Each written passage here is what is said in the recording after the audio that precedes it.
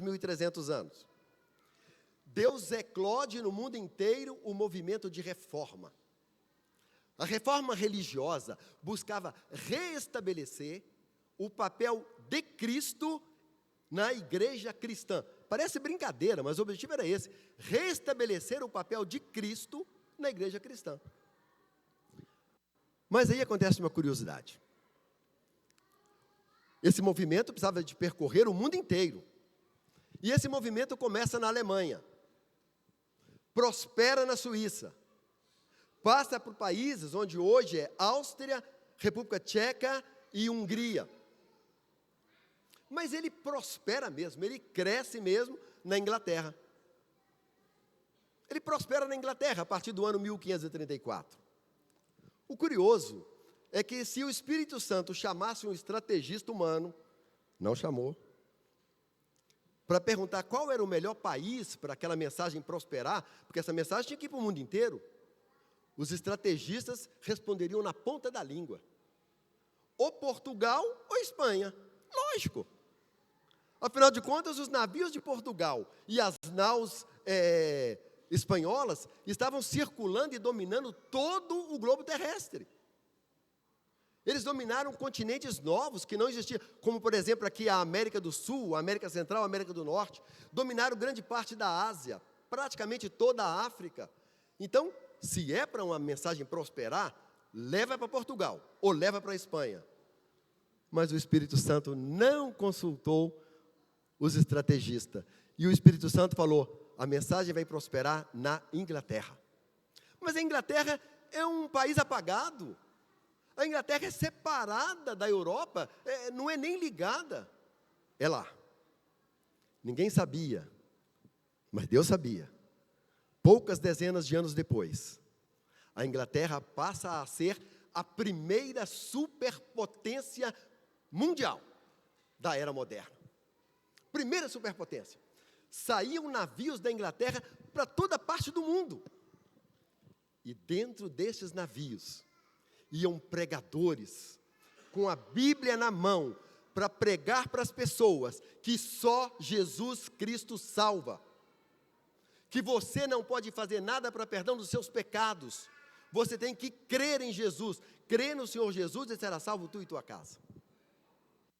Aí chegamos no final da profecia, 2.300.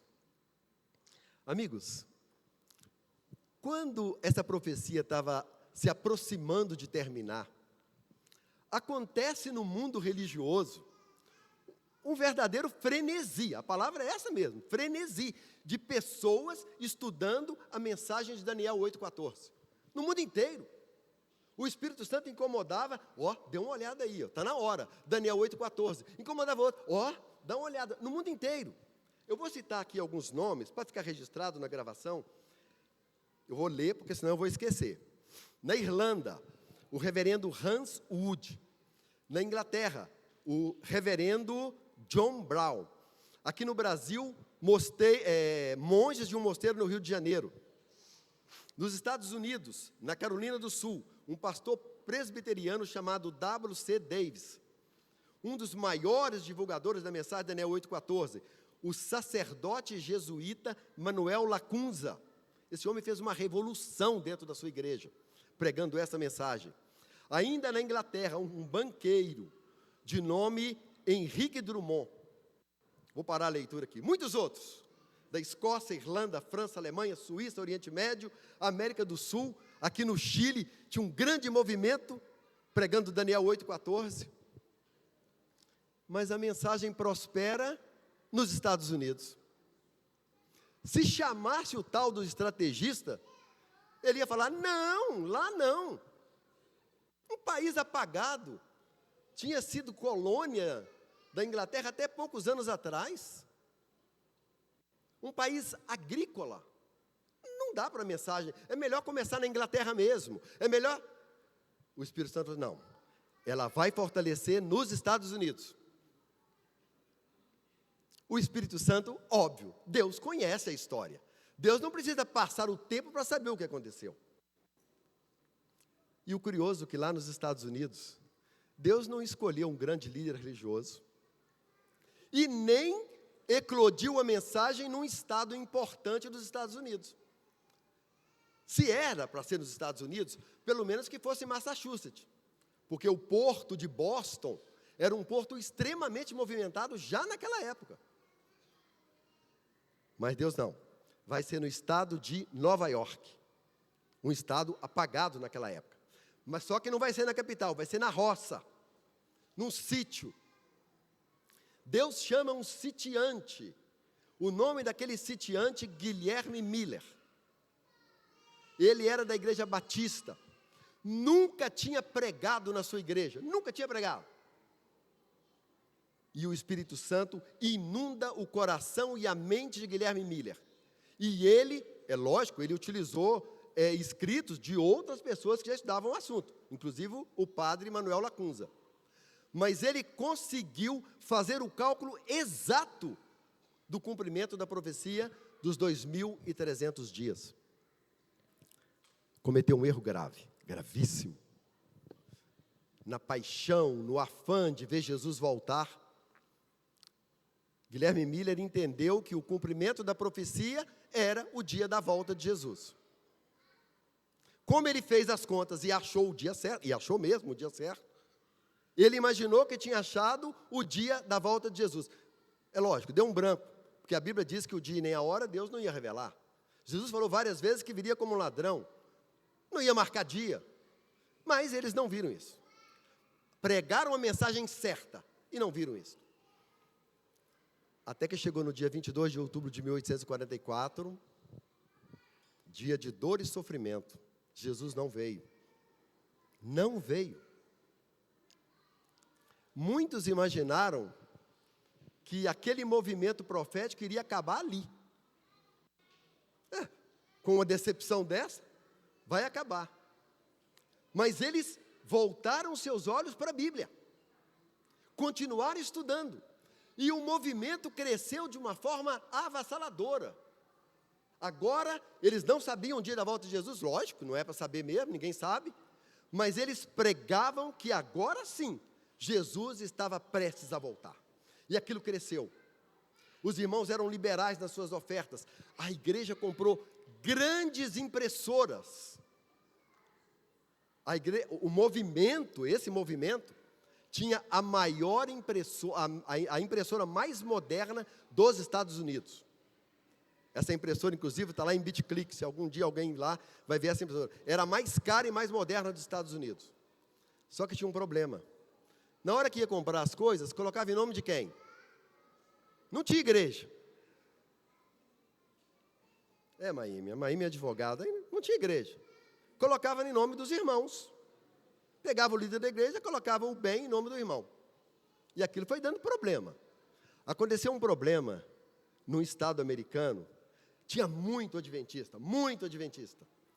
Não igreja adventista, porque ela não existia, muito adventista. Aí, a igreja se uniu e comprou um sítio. Por quê? Porque no meio do sítio tinha um celeiro. O celeiro era gigantesco. E eles transformaram aquele celeiro numa igreja. Os cultos ali eram cultos maravilhosos. Viam pessoas de 50 quilômetros de distância para assistir os cultos ali. Só que o sítio estava em nome do líder da igreja. E o líder morreu. Os filhos não seguiam o movimento, não tinham nada com isso. Foram lá no cartório, o sítio tem nome de quem? Do nosso pai. Os adventistas foram expulsos da sua própria igreja, porque estava em nome do homem que morreu, obviamente o bem agora passa a ser distribuído para os filhos. A igreja falou, não, isso não dá certo, não dá certo. Aí em 1861, este movimento passou a ter um nome, Igreja Adventista do Sétimo Dia. Pessoas das igrejas batista, presbiteriana, metodista, congregacional, muitos sacerdotes católicos, aí sim, eles deixaram as suas igrejas e passaram a fazer parte da Igreja Adventista do Sétimo Dia. E nós somos membros dessa igreja. Uma igreja que prega o Evangelho no mundo inteiro. Em qualquer país que você for. Ninguém está em mais lugares do que nós. Oficialmente, a nossa igreja está em 212 países, mas estamos em mais, porque tem alguns países que não pode falar que estamos lá, porque senão os nossos irmãos vão ser perseguidos. A igreja prospera.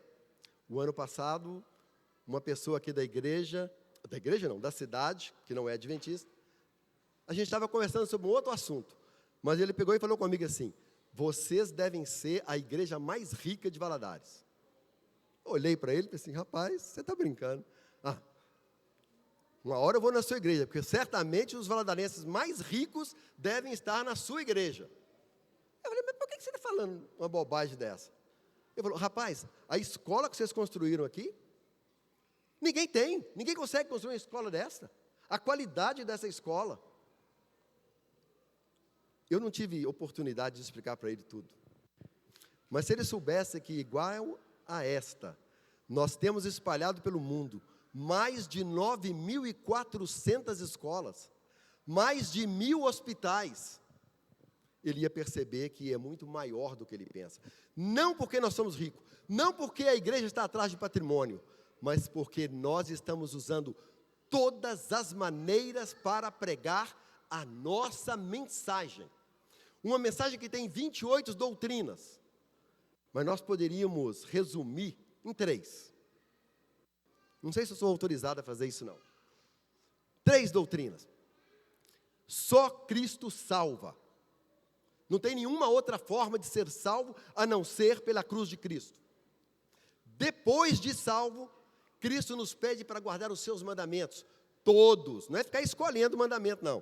Esse aqui eu vou guardar. Não, esse aqui é muito complicado. Então esse aqui Jesus pregou na cruz. Esse eu não guardo, não. Aquele ali eu guardo. Não, não é assim, não. Para guardar todos os mandamentos de Deus. E em terceiro lugar, viver e pregar que Jesus vai voltar em breve. Há poucos anos atrás, eu tive o privilégio de me emocionar com esse tipo de ação. Eu e um grupo de pessoas aqui da igreja, nós visitamos um país que não pode ter pregação do evangelho lá. Não pode ter, ninguém pode pregar o evangelho. Mas, curiosamente, algumas igrejas são autorizadas a funcionar. Não pode pregar fora da igreja. E a igreja adventista é uma delas. Nós chegamos, passamos pelo centro da cidade e saímos em direção à igreja. Era perto.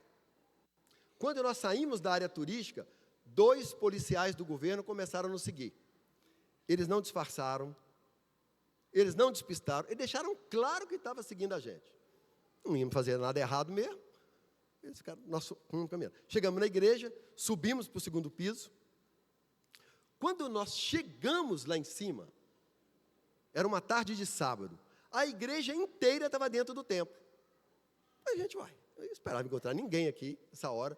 A igreja inteira, provavelmente eles almoçaram lá. E aí, o que a gente viu eles fazendo? Embalando um livro, num projeto, como a gente faz aqui, o livro da esperança, eu não sei que livro, não me lembro o livro que eles usaram lá. Embalando um livro e colocando uma flor em cada embalagem. E nós acabamos de chegar, vimos aquilo, e o ancião veio nos receber, e eu falei com ele: rapaz, a gente achava que era proibido pregar o evangelho aqui. Imediatamente ele respondeu para a gente com uma voz séria e falou: irmãos, aqui, irmãos não, senhores, aqui nós não podemos pregar o evangelho. Isso aí não é, nós vamos distribuir um presente para os nossos amigos aqui da cidade. Isso é um presente que a igreja vai dar, porque eles nos tratam bem, a gente vai presenteá-los. Quando ele terminou de responder, ele foi chamado lá embaixo. Os policiais chamaram ele. E os policiais perguntaram para ele o que os estrangeiros estavam fazendo aí. Eles são adventistas e estão visitando aqui. Tá ok, tá bom. A gente vai ficar esperando aqui. Aí ele sobe. Aí a gente continua a conversa. A conversa demora. Aí ele percebe o ardor da volta de Jesus no nosso coração também. Aí eles ficam sabendo que a gente era adventista mesmo. Quando a gente estava se preparando para ir embora, ele fez questão de orar conosco, ele falou baixinho para nós: respondendo aquela primeira pergunta sua, o ano passado nós demos presentes aqui também.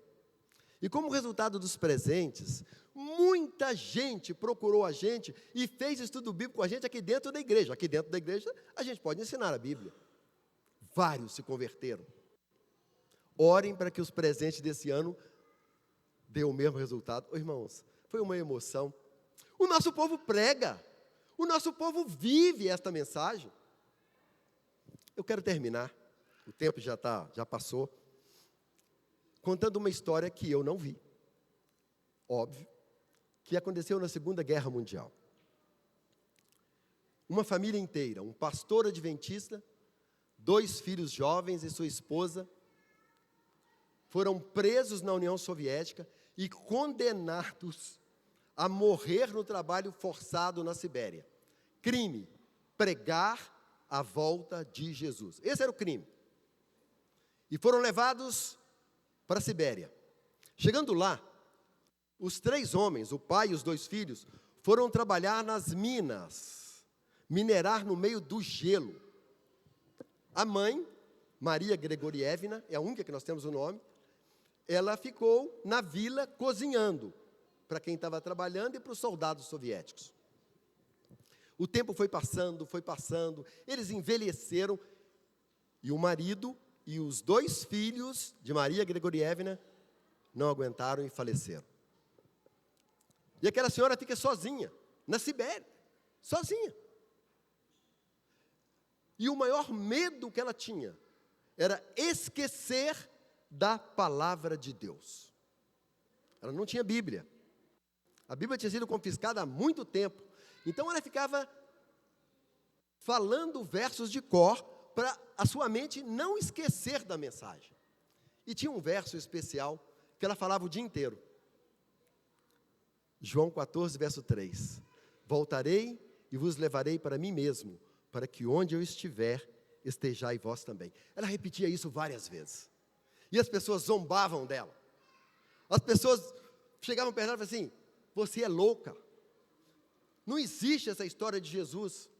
Você vai morrer e esse Jesus seu não vai voltar. E ela respondia sempre a mesma resposta: se isto acontecer, eu vou morrer olhando para o céu, esperando o meu Jesus voltar. Todo sábado, Maria, assim que o sol aparecia, saía do seu barracão, ia para um penhasco congelado e fazia o seu culto. Só que ela tinha que fazer o culto em silêncio, ela não poderia falar uma palavra, ela era vigiada. Ela cantava com os lábios fechados, orava, relembrava de alguns versos da Bíblia, sem falar nada. Um dia, um soldadozinho jovem chegou perto dela, tratou com educação e respeito, mas virou para ela e falou assim: senhora, a senhora continua vindo aqui, a senhora sabe que isso é proibido? Maria, no princípio, assustou com a presença dele, mas depois ela virou para ele, como ele falou calmamente, ela disse: meu filho, os líderes deste mundo, eles nunca cumprem as suas promessas. O meu Jesus vai cumprir. É por isso que eu venho aqui. E aquele rapaz ouviu e olhou no olho dela e falou: senhora, e se esse seu Jesus não voltar? E se Jesus não voltar? Ela virou para ele e falou: meu filho, todos nós nascemos com um espaço vazio no coração, que é a esperança da eternidade. Foi Deus que colocou, porque Deus sabe que Ele vai nos dar a eternidade.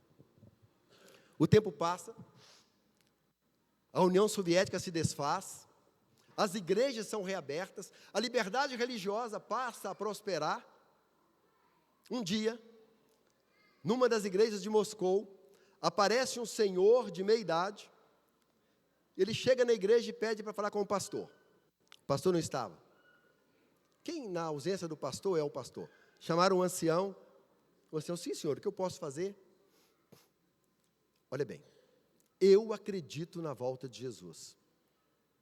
E eu quero estudar a Bíblia com vocês, porque eu só acredito para mim. Eu quero aprender isso de verdade, porque eu quero pregar essa mensagem para todo mundo.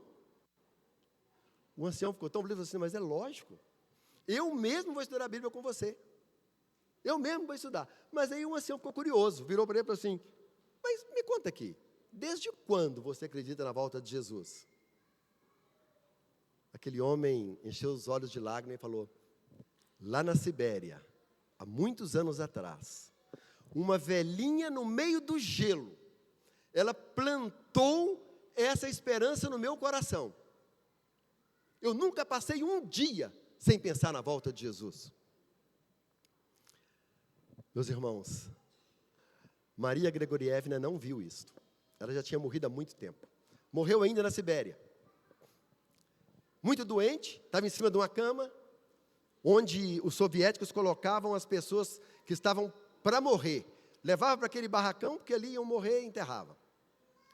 Um dia, Maria Gregorievna, velhinha na cama, pede à pessoa que estava cuidando dela, eu queria que você abrisse a janela um pouquinho, eu queria olhar para o céu.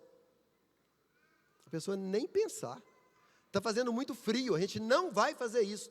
E ela insistiu, e ela clamou, até que a pessoa, é melhor, senão essa mulher não vai me deixar em paz. Abriu a janela do barracão, Maria Gregorievna olhou para a janela, olhou para o céu cinzento da Sibéria e balbuciou, Senhor, será que é hoje? Foi a última frase que ela falou. Quando o anjo vier buscar essa mulher, ela vai ter certeza que foi hoje mesmo, que foi naquele dia. Meus amigos, esta é a mensagem que nós acreditamos. Esta é a mensagem que você tem que pregar. Que Deus possa nos abençoar em entender e pregar essa mensagem. Amém? Amém. Vamos ficar de pé para uma oração?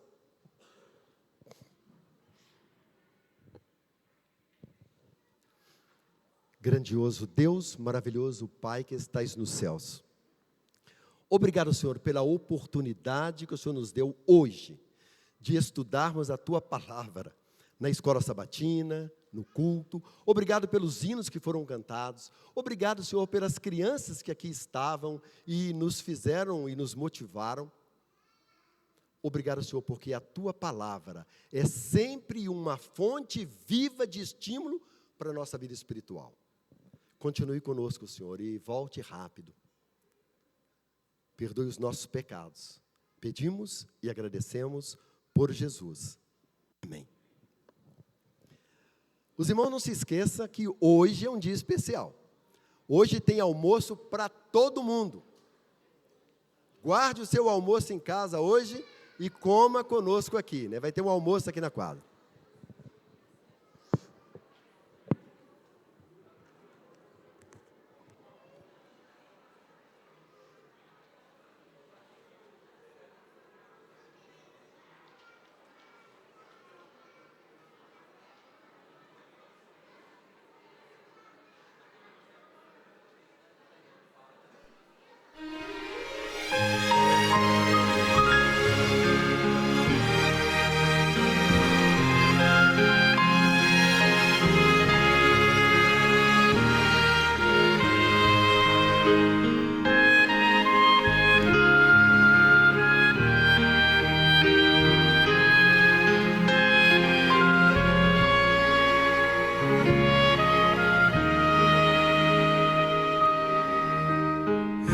A sua entrega é total.